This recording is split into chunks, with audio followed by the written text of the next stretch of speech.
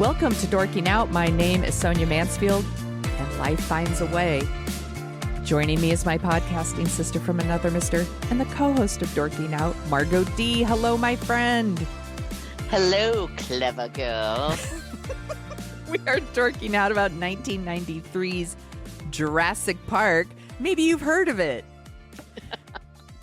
It is based on a book written by Michael Crichton. Did you read the... I assume you've read the book. Oh, yeah. We did it for Book versus Movie a long time ago. Yeah. Is that episode out somewhere where people could find it, or is it behind a Patreon wall? It's behind a Patreon wall, but spoiler, here we go. Michael Crichton, not a great writer. And if don't at me with this shit. Try reading that book. Yeah. And then tell me, the plot is interesting. Yes. But his people and dialogue, terrible. Spielberg is a great adapter. Yes.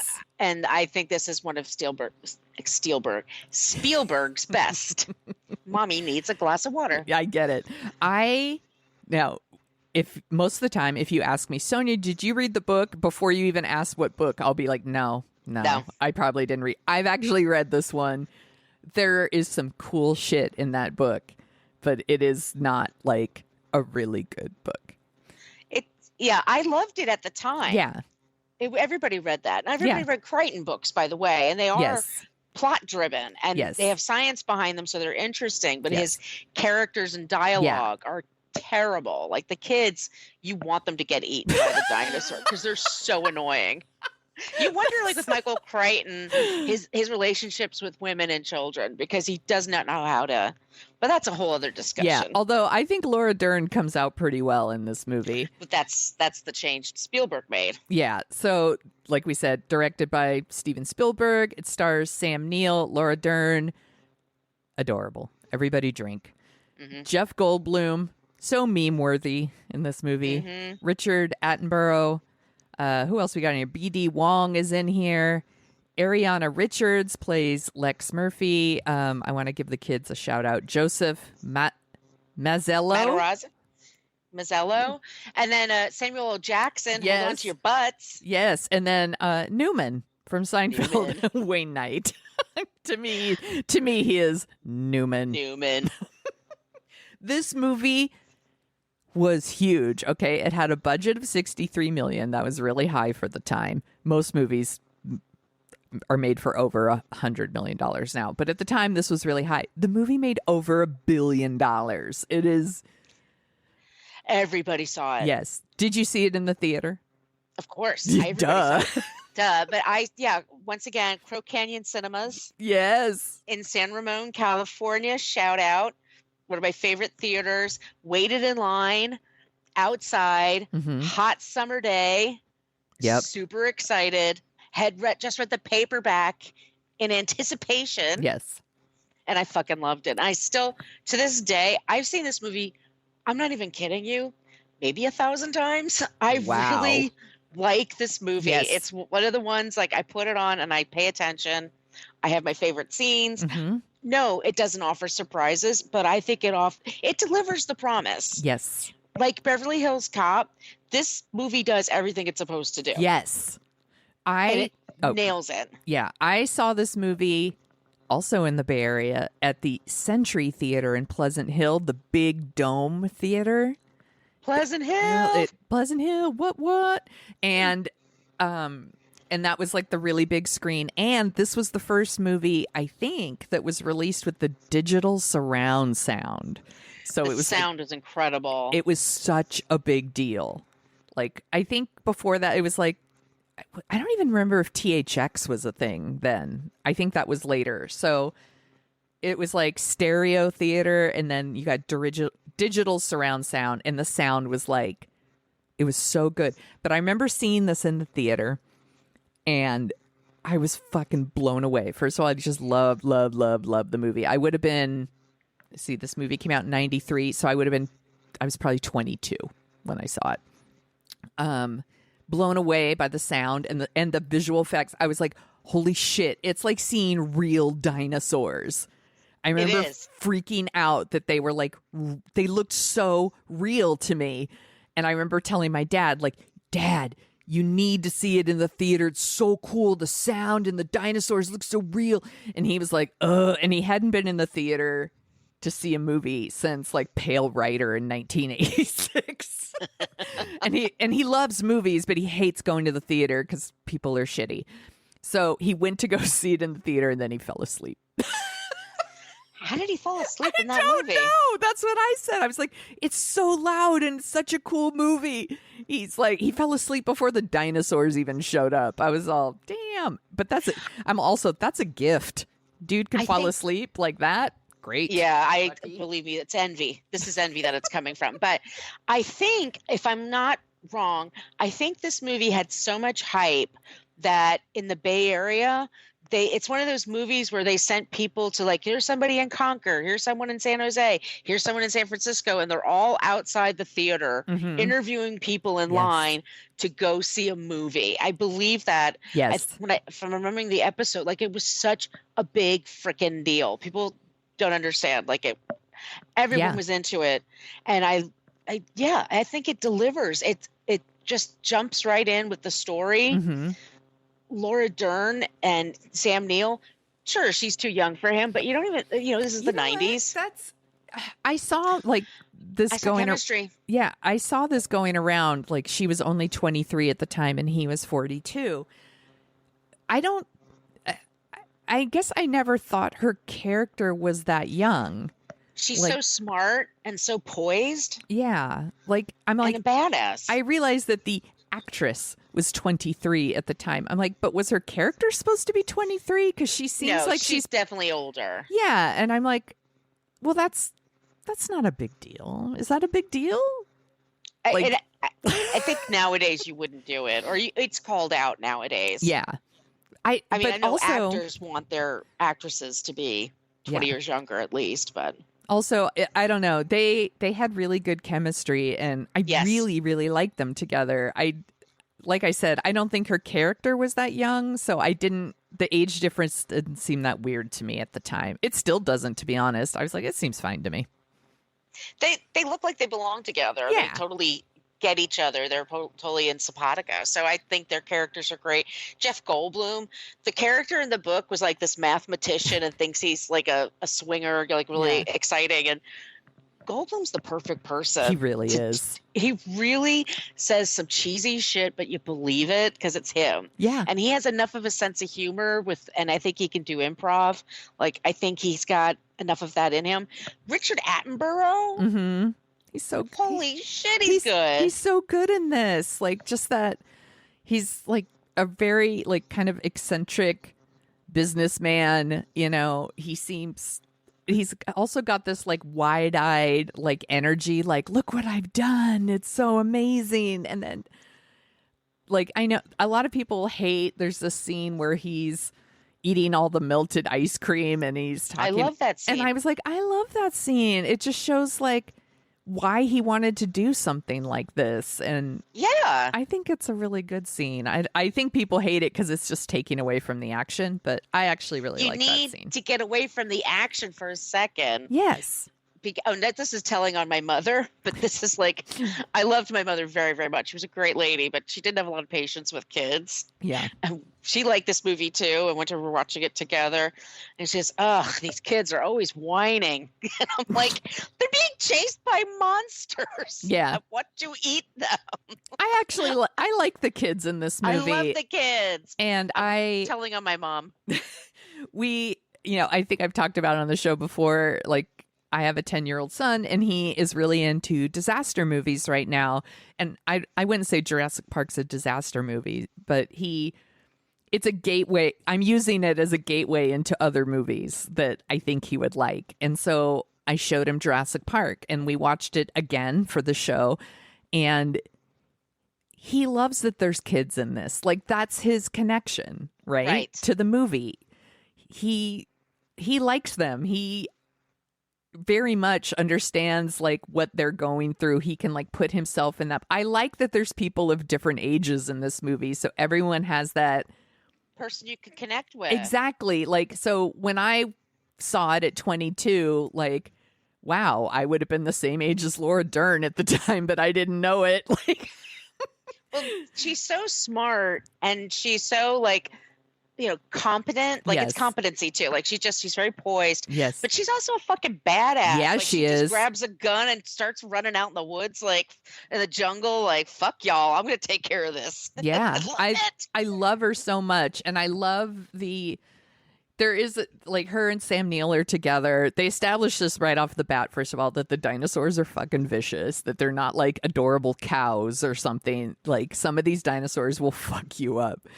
And they also establish that Dr. Grant, played by Sam Neill, doesn't want kids. And he isn't super great with them. And I think it's funny that like Laura Dern is just fucking with him through the whole movie. Like keeps like forcing these children on him, and he's all awkward and weird, and she's like, LOL. And I'm like, I like it.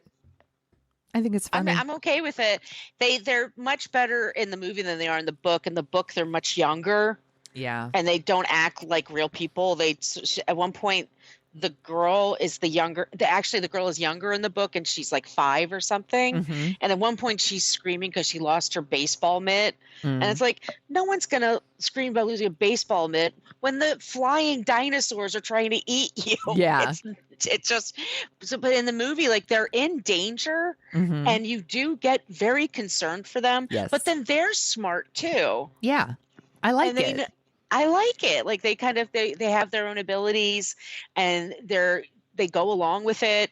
And I like that the son is like really into dinosaurs too. I thought that was cute, and I think it's great that she's a hacker. Yeah, that is one of the things that is a bit of an eye roll. I get it, but I like that they give her something to do. You know, well, this is also 1993. Yeah. I like not everybody knew computers. Yeah, and just everyone gets their moment, right? Everyone gets their thing that they're good at, and I like that includes the kids. And people can. I know that there was like this thing about James Cameron at one point was going to make this movie, and he totally would have made it like Aliens, right? It would have been aliens with dinosaurs or whatever. And that's and by the way, that movie probably would have been really fucking exciting. And terrifying. And by the way, I love Aliens. It's one of my favorite movies. So it's one of my favorite franchises. Yeah, I get it. But like this, I like this movie.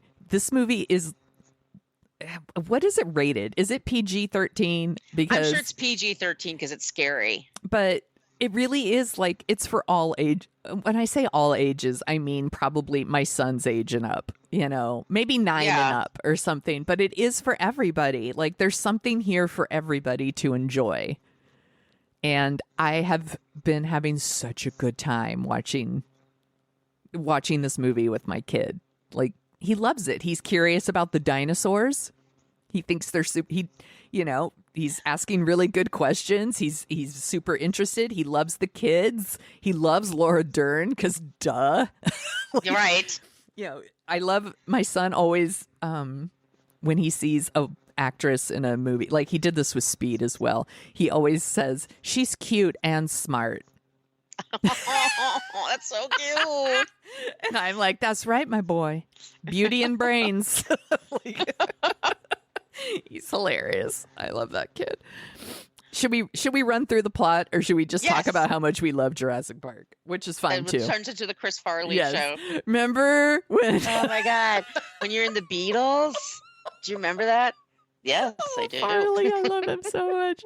So the whole premise of Jurassic Park, if you haven't seen it, and for some reason you're listening to this, this very wealthy businessman, John Hammond, and his scientists are creating a wildlife park of dinosaurs. They have dug up mosquitoes that are encased in amber, and they're extracting the blood, and they're using the DNA to make dinosaurs. So he gets my dad thought that was bullshit too, by the way. My dad got really like, oh, come on. Yeah.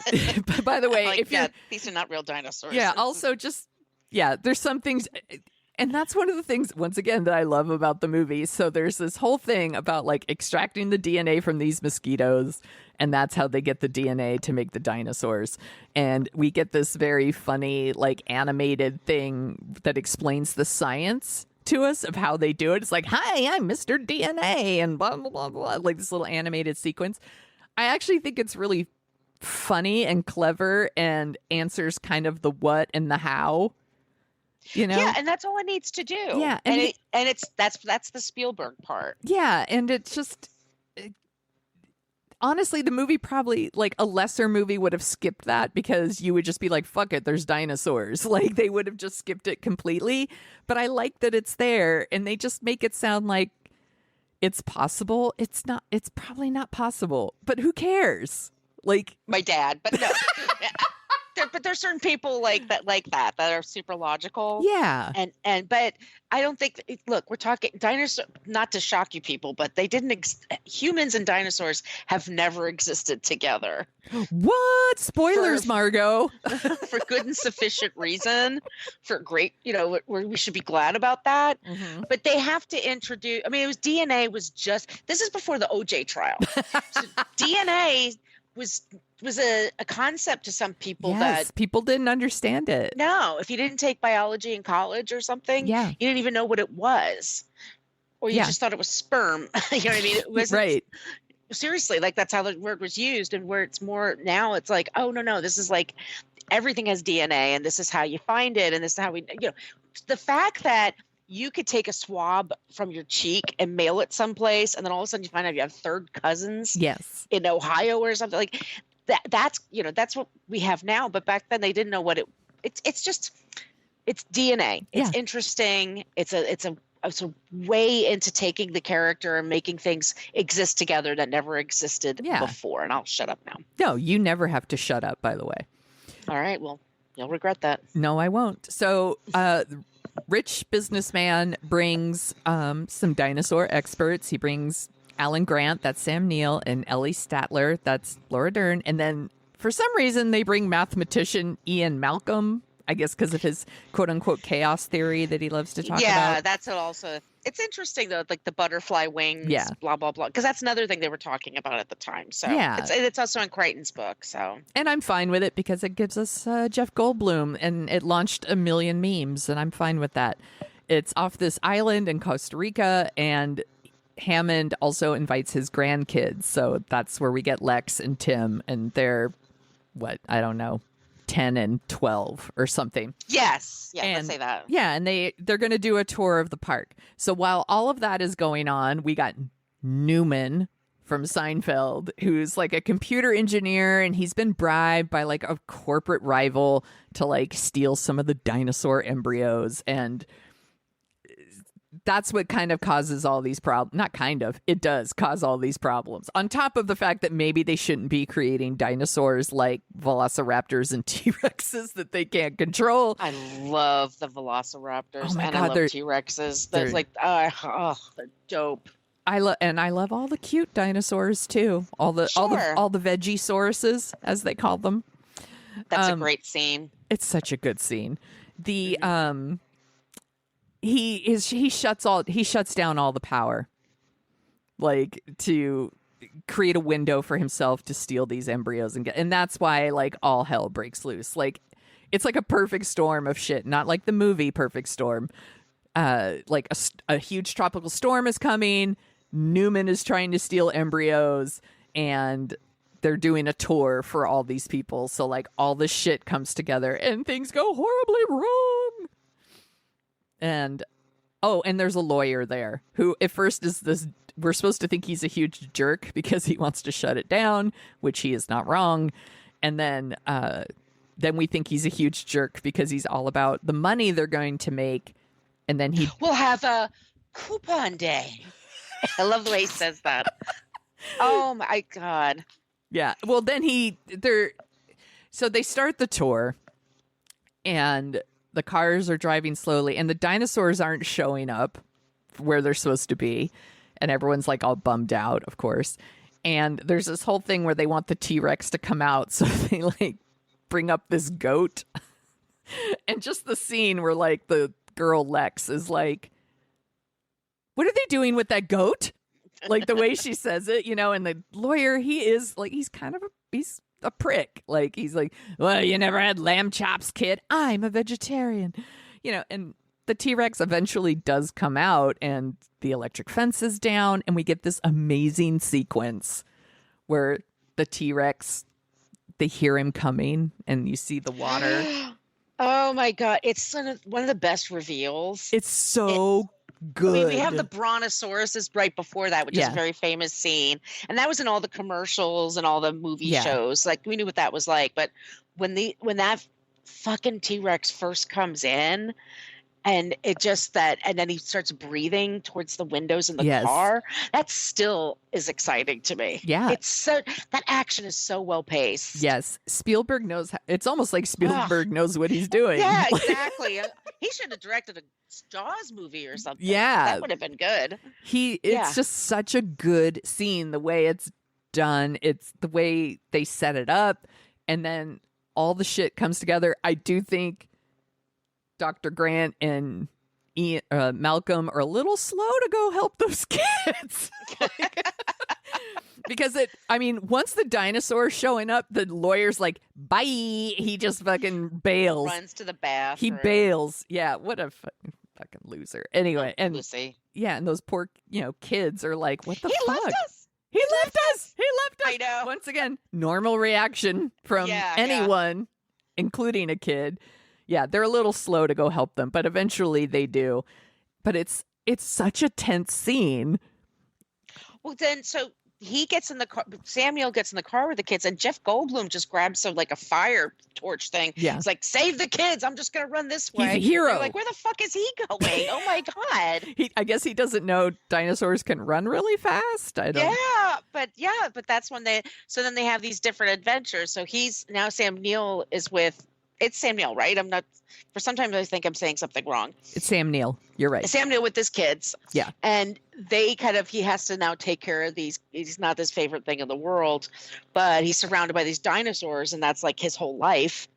And he's never seen them, obviously, because man and dinosaur have never existed together. And that's something else I love about the movie, too, especially like that first reveal. I mean, I totally skipped over that. I'm sorry. The first reveal of those dinosaurs is like, this is their life's work. Like, they're clear, like they've never seen them walking around, moving in herds, all this stuff. It's like very emotional, and like the music. Oh my God, the music, the soundtrack to this movie too. John Williams. Yeah. It's so like, it just all comes together so perfectly, and you really, really feel like their excitement and how this is so moving to them, and how they could get so swept up in this. Right. That like at first you're like, what a great idea. Look at what they've done. And it's not until some of that dies down a little bit that they're like, oh shit, what have you done? But she's explaining to him they're all impressed by it, but they're all, most of them except the lawyer, are like, this could be a real clusterfuck. Like there's just, and she explains, like, you have plants here that could kill people. Yeah. You just grow them because you think they look cool, but we don't know what these ecosystems are going to do. And it's so funny to me because my brother Joe actually has been to a couple of museums that are like, dinosaur and man existed together. And he just like laughs his ass off. Yeah. But yeah, some people think that it's like, no, they're separated by millions of years. There's a very famous like dinosaur like park kind of thing in like Southern California when you're on your way to Palm Springs. Yeah. It's in Pee-wee's Big Adventure, y'all, if you Tar Pits? Yeah, Tar Pits. Well, there's that one, and then there's another one where it's like a giant Brontosaurus or whatever, and you can like climb into it or whatever, and it was just that is from Pee-wee. Yeah, and now it's a creationist museum. No. I remember in California? Yeah, we drove by it. I remember I was like 7 months pregnant, I think. So I couldn't even go in it because I was like, I can't walk all those stairs, and I was so pregnant and I was too big, and I was like, I'm not going in there. But all my friends went in, and they were like, there's all this creationist stuff in there, and they were like, LOL. Like there's one in the Midwest that my brother went to, and he like drove a long way to get to it. Mm-hmm. But my brother was really intelligent, and I'm not saying people are stupid to believe it. People are religious, or they were just raised a certain way, but it's still kind of hilarious. Like they think the Flintstones are real. Gets like... No, they're totally real. Made the Flintstones. We totally used to have like a little dinosaur under our sink that worked as a garbage disposal, and I had a little dinosaur that I used as a vacuum. Like, yeah, it's totally real. Sorry. No. Where were we? Oh, who knows? But they were in the... Who knows? I like the part... So there's one part where he's taking the kids back to the headquarters, and at the headquarters, they're trying to take care of... So Newman. He's such a dick. He takes away... He's stealing something because he's got money problems. And this is another thing, like, pay people well. Don't be cheap. Yeah. If they can shut your whole thing down on a lunch break, without any effort, there's a problem. Yeah, like, pay them. Pay them and know what they're doing. Like, he has that on a screen. That's so annoying. Such a dick. You didn't say the magic word. And I love Sam Jackson is just smoking in there. Yeah. He's like, I hate this hacker shit. I'm like, I feel you. Hold on to your butts. So Newman goes out, and that fucking dinosaur is terrifying. Oh my God. Okay. So I watched that scene again with my son last night. My kid laughs out loud when like the dinosaur's like playing like hide and seek with him, kind of a little like hiding, and like keeps showing up, and like he's trying to like, and Newman's like, here's a stick, like, go get it. And he's all, you're stupid. No wonder you're extinct. I'm going to run you over when I come back down.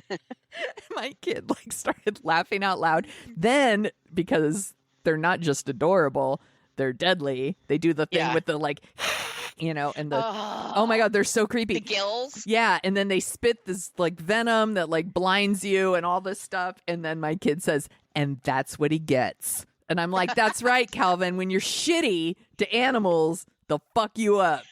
You try to steal, there's going to be a price. That's right.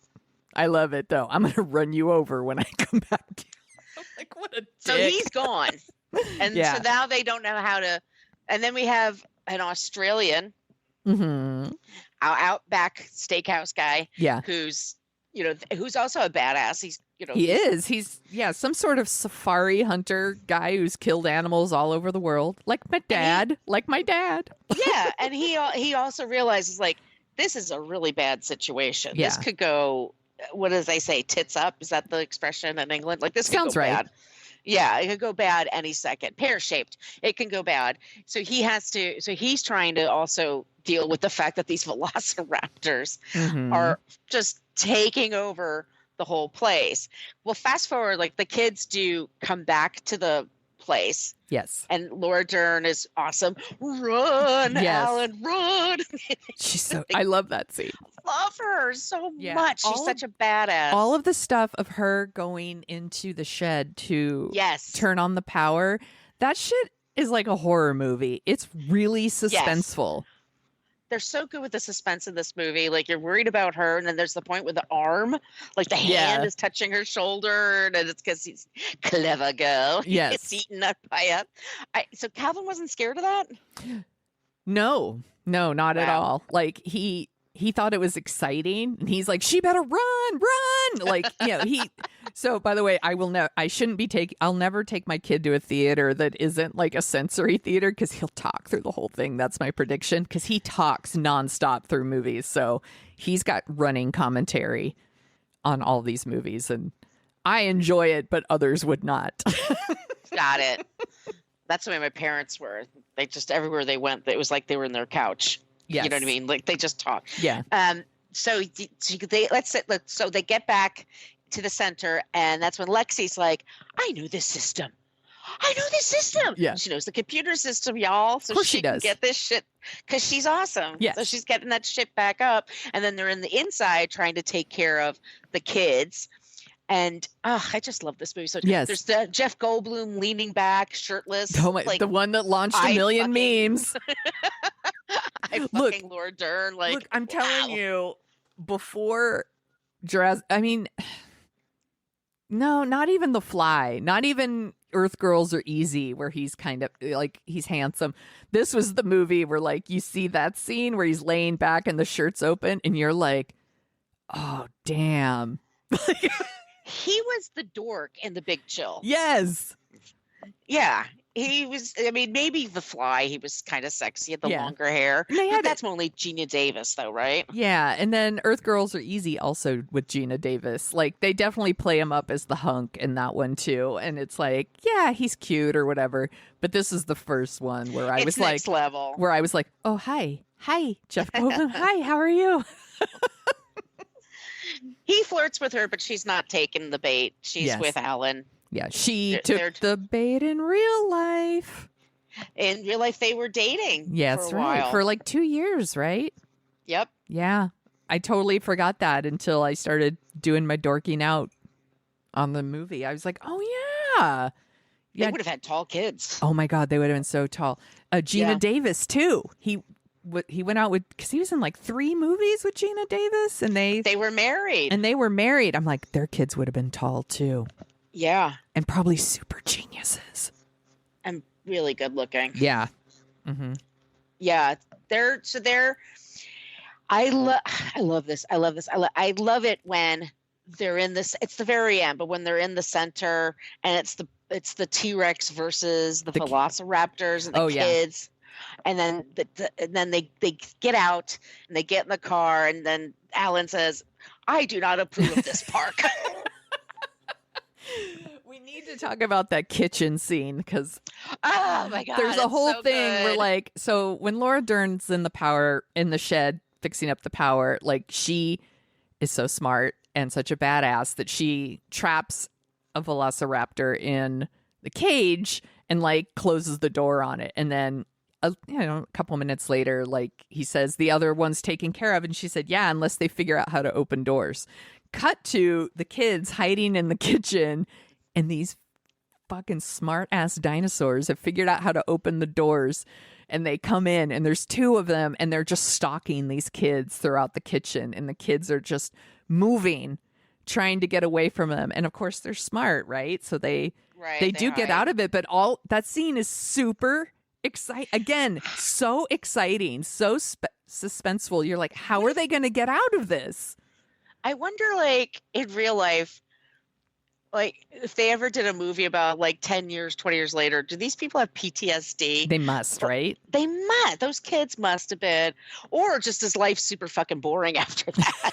Like, what's this school shit? Yeah.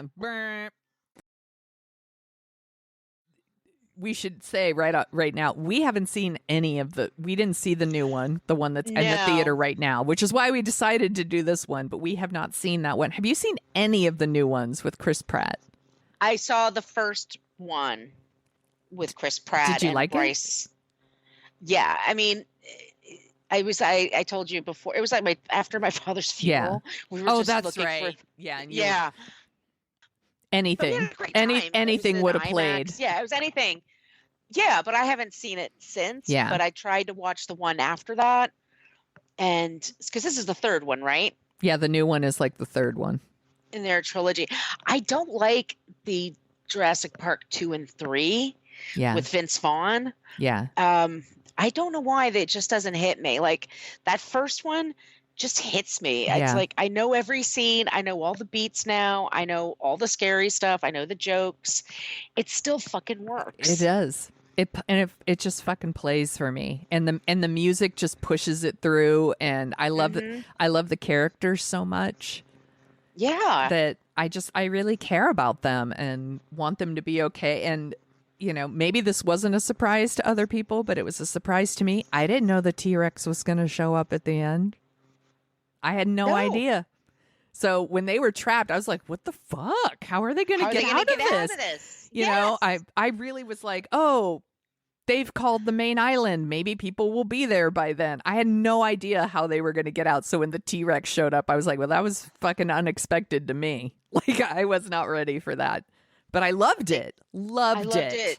And they get in the helicopter and take off, and it's still like moving. It's still very because you do care about these people. Like they went through a whole thing together, and you're glad they're safe, and you hope that the professor's learned his lesson. Right. And it's just gonna they just bomb the shit out of the place so nothing, salt the ashes so nothing can grow there, kind of thing. Right. But then we find out no. Yeah.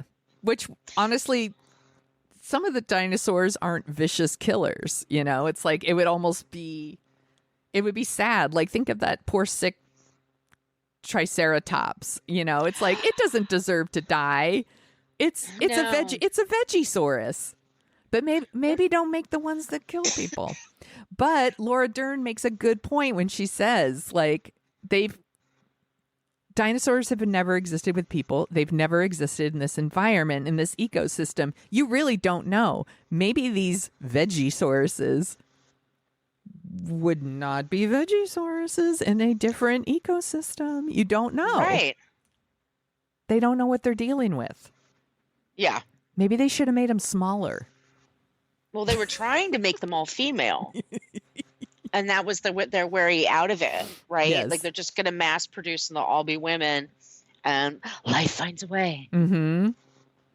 Yeah. And I think it's just a great movie. It's a great movie to see in the movie theater. It totally fucking works on television for some reason, yes. Even though it's smaller. I just super like it. And there's just all these little great moments, like when Laura Dern is getting ready to go to the shed to turn on the power with the Crocodile Dundee guy, and the old man, the wealthy businessman, is like, maybe I should go because I'm like, and she's like, we'll discuss sexism in survival situations when I get back. Like, it's like such a nice little call out that Laura Dern is fucking badass. Which was sad about, because I love Bryce Dallas Howard. I like her as a director and as an actor.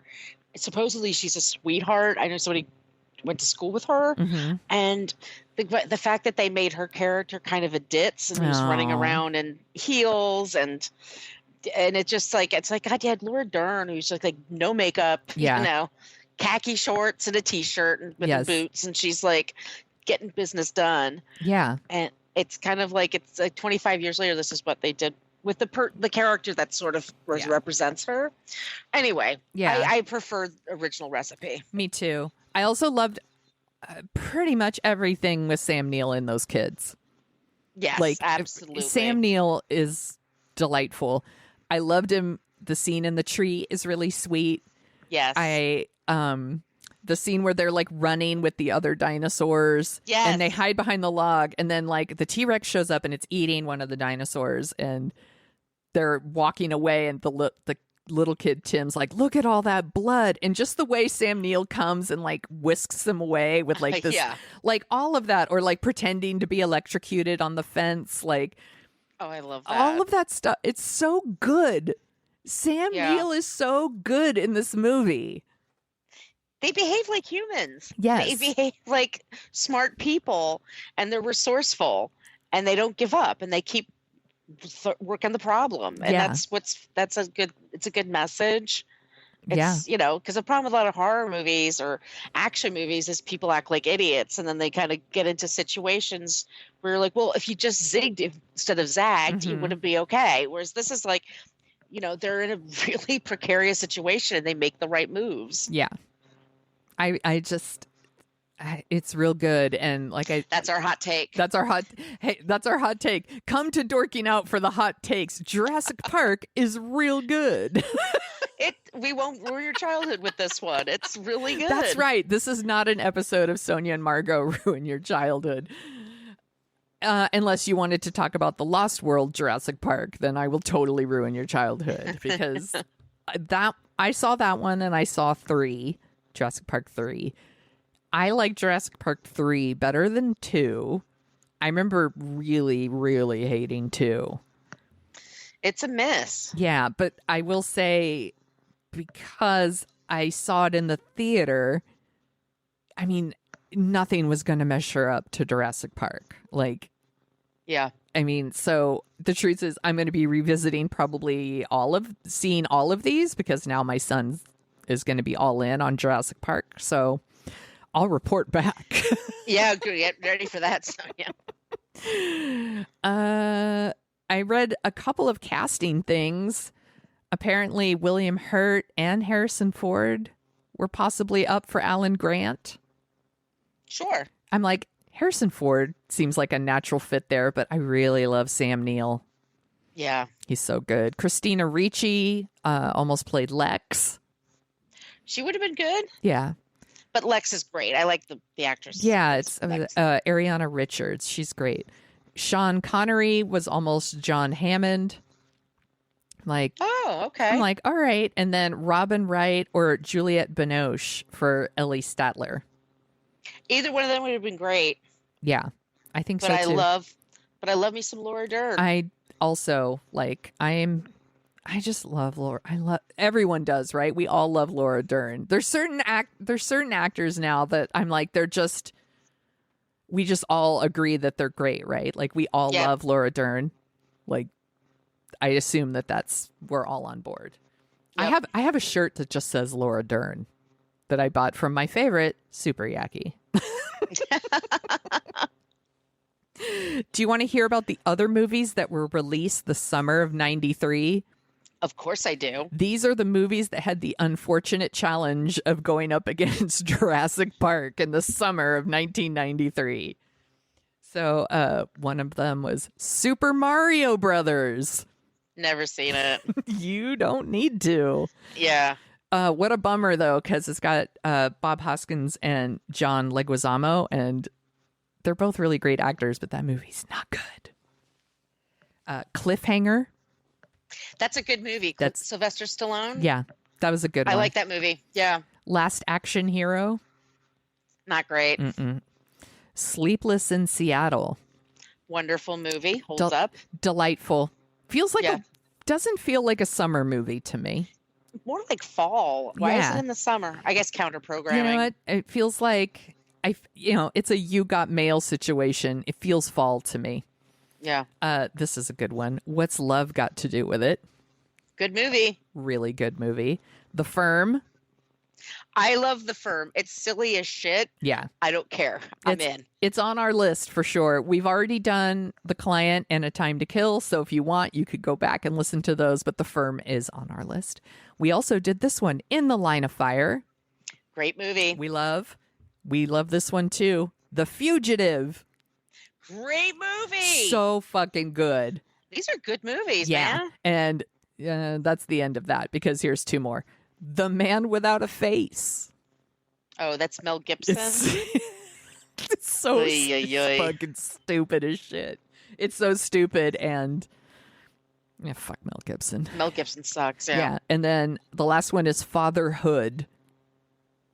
Oh, I don't even know that one. It is with Patrick Swayze, and I believe he's some sort of reformed criminal, like raising his kids or something.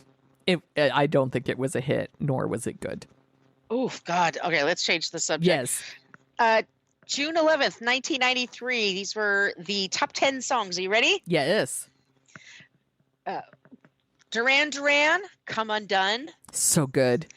Great song.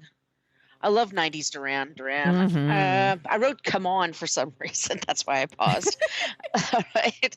Rod Stewart. This is a song you couldn't get away from. Have I Told You Lately How Much I Love You? Rod Stewart did a whole, I'm going to re-record some standards. And Easy listening. They were fucking everywhere. Everywhere.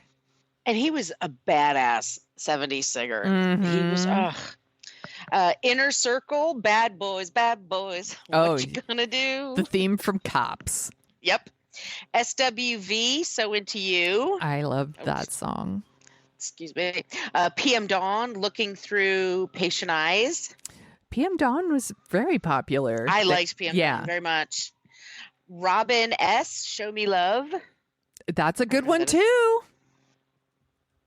SWV, they had a big year. Weak. I like that one too. H-Town, Knockin' the Boots. I like that one too. I love 90s hip hop. That's my jam. Wow. Silk, Freak Me. Yes. And number one that weekend, that week, Janet Jackson. That's the way love goes. The smoothest jam ever. We love some Janet Jackson here. Oh, she's so great. Peak Janet. Totally. So good. Like, That's the Way Love Goes was the If. Yep. Oh, so good. That whole album was great. Yep. What else are you dorking out about? There's a Netflix show I saw last night. It's called Stay Sweet, Pray to Obey. Oh, Pray and Obey, excuse me. On my list. Oh. And it's about an LDS family or fundamentalist Mormon group that was on the Arizona-Texas border. Yes. And there was a guy that I'm already forgetting his name because he's such a fucking creep. I had to try to get him out of my head. But he starts this group. First, he said they're all up in Salt Lake City, and he becomes their prophet, and he says, "Oh my God, Mitt Romney's bringing the Olympics to Salt Lake City. We got to get the fuck out because the world's going to end." Oh. And they all leave. Thousands of them leave, and they go to this Child Bride. There was a movie called Child Bride at Short Creek. I don't know if you ever remember that. It's like 80s TV movie. Diane Lane. Anyway, Short Creek is where religious fundamentalists set up shop. Okay. And it's a society where men marry girls as young as 10, 11 years old. They're having babies as soon as they're in puberty. And it's a place where boys in puberty, 10, 11, 12, 13 years old, are just shipped out. And it's these older men running this place, which makes no sense because at some point you need younger people to take care of stuff. But this guy, Warren Jeffries, is that name? Sorry, I don't want to ruin the name. No, Warren Jeffries. That's awful. That's it's terrible. It's really horrifying. This guy is having it's all polygamous marriages, and the women have no power. They have no say. They go from wearing just regular leisure wear, just cover your body kind of stuff, to having to wear these Holly Hobby, Little House on the Prairie type outfits. God. Which are, by the way, totally in style at Target this summer. Really? Yeah, hard pass. Never, don't. So, and the girls have to grow their hair and wear in a braided style. And like I said, teenage boys, they're sort of shipped away. That's crazy. By the dozen. And these girls are having babies at really young ages, and it's really terrible. And it's, very, very, very upsetting. Yeah. And this guy goes on the run, and they're sending him all the money that they can. And then he gets picked up, and in Utah, he gets 10 years, but then he gets caught in Texas. And Texas, they don't fuck around. You get guilty of something in Texas. Oh my God, they'll kill you. Yeah, they just have no. And I will say this, especially it's 5 episodes. I want to say the last 2 are really upsetting because they're talking about the abuse. It's fascinating. It's infuriating. Yeah. It's infuriating when he's first picked up in jail. The FLDS church, he was still running it. He had people visiting him in jail and he told him what to do. And he just had this whole PR campaign where they had the older people, let's say just middle-aged people, going on Today's Show, Good Morning America, all the shows, and saying, they took our children. We're innocent. We're just nice little people, and they're taking all our kids. And they're trying to protect the kids because they were being shipped around and stuff. But anyway, he's in jail. He's a fucking pig. They still have people living there, and you're not quite sure what the situation is because they keep to themselves. Yeah. Like other religious groups. It's fascinating. It's infuriating. And anyway, I watched that last night, and then I finished The Staircase, and I think he's guilty as shit. But that's just me. 1 episode behind. Okay. So I will be catching up, but I haven't seen any. I'm, like I said, 1 episode behind. I haven't seen shit to make me think he's not guilty. He's guilty. Could maybe a case be made for reasonable doubt? You can make a case for the owl. To me, I was actually talking about that. I had friends over for the weekend, and we talked an hour about this. Well, it does answer all the questions, and Anyway. Yeah. So as someone who's like, I've watched all the documentary series, I'm watching this, and I went in fully like, fuck you, you're guilty. I was like, that episode about the owl makes the best case yet for the owl. Yeah. My sister had not seen any of that other stuff. So she just now watched all the documentary series and watched the show. And she's like, I think there's a case for reasonable doubt. She's like, but I think he did it. And I think that's a very interesting take about reasonable doubt. I think so too. And I also think I had a conversation with some other friends last week about this, and they had never seen the documentary. They're a little bit younger than me. And because they were saying like, oh, Parker Posey, like, boy, is that over the top, the whole performance and really the makeup. Isn't. And I'm like, oh, no, it's not. It isn't. Y'all need to look up Frida from that original. Like, she's actually toning it down and making her human, believe it or not. And rest in peace, Frida. Yeah. Wherever you are in the universe. But yeah, she was over the top. Yeah, I am going to be finishing that one, and I will finish Under the Banner of Heaven too. That one's been tough. That one's been tough for me. So I can't binge that one. Tough. No. Officer Pyrie, that's Andrew Garfield. Yeah. I want to slap him sometimes. I'm just like, you are a part of the problem too. Yes. This misogyny, this, ruling over women, not giving them choices, like, you're part of it. But I think anyway, tell me what you think when you see the last episode. Yeah, I am going to get to it. You gave me 2 recommendations, and I want to mention them here. So I have been listening to You Must Remember This, Erotic 80s. It's so good. Yep. It is so good. I am all in. I am adding so many of these movies to my list because I haven't seen them, and I can't watch them with my kid here though. So it's going to have to, I have to pick and choose. But it is really good. It's Katrina Longworth is going through like Karina. What did I say? Katrina. Yeah. Karina. She's going through like sex in the 80s represented in movies. So kind of actually starting with like 79 and like Porn Chic and then going into the 80s. And she's talking about a lot of movies that we've done on this show too. And I'm fascinated by her.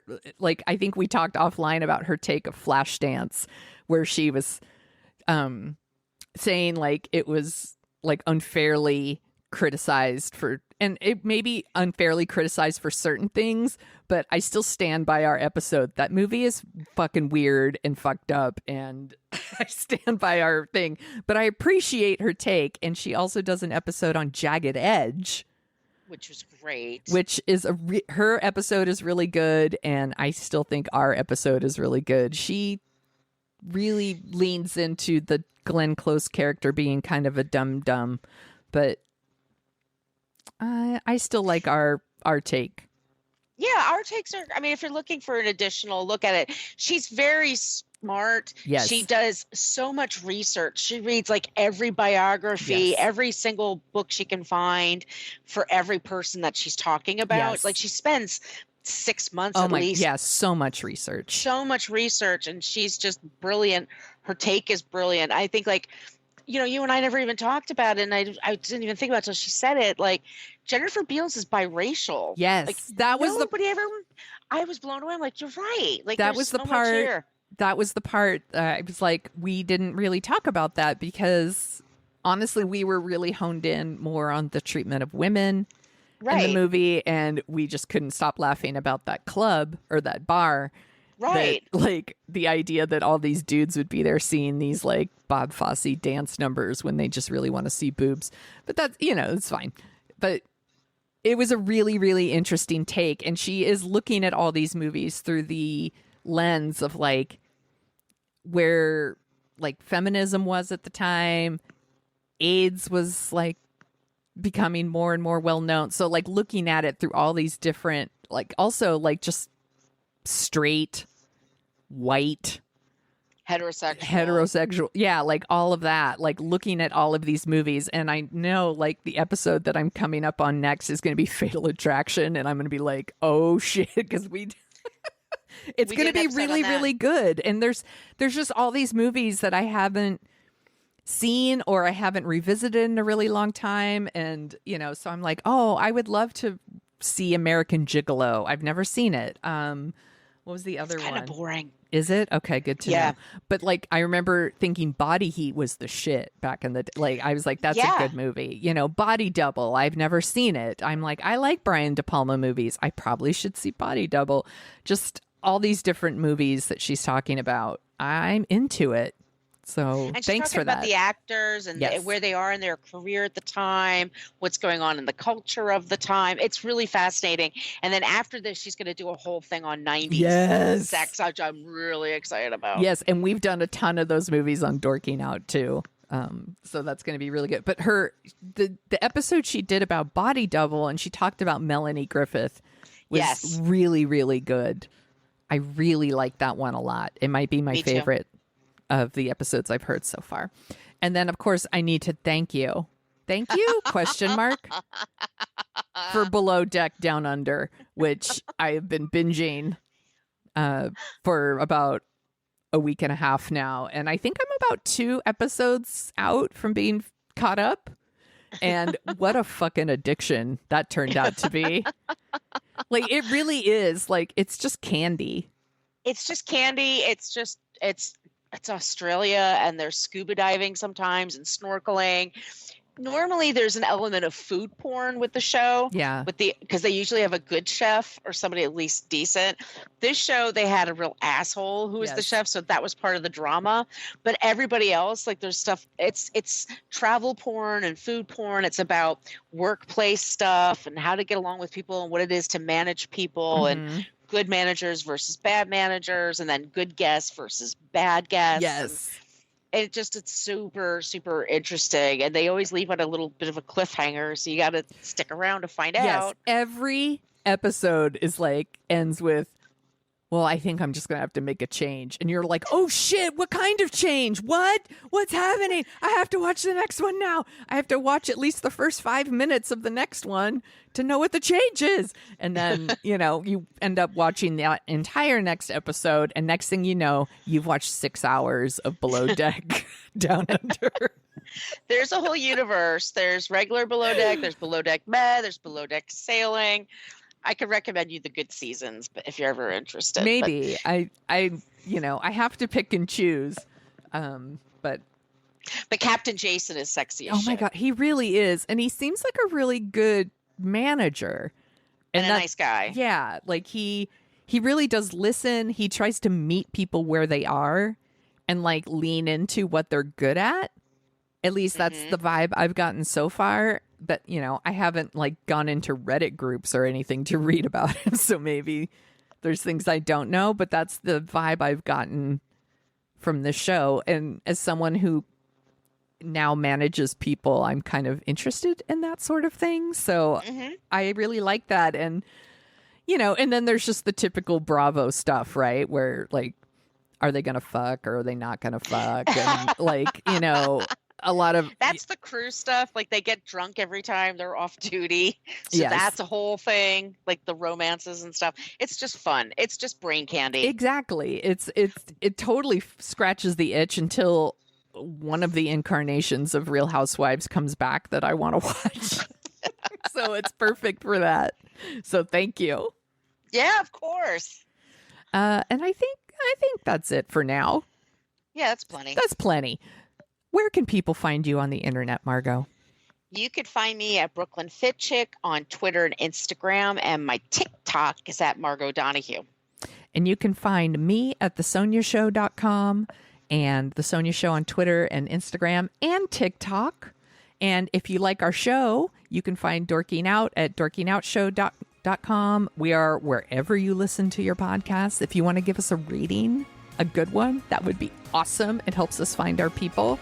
And we'll give you a shout out on the show. And if you want some stickers, we have really cute stickers. You can email us at dorkingoutshow@gmail.com and we will send you some. We also take requests.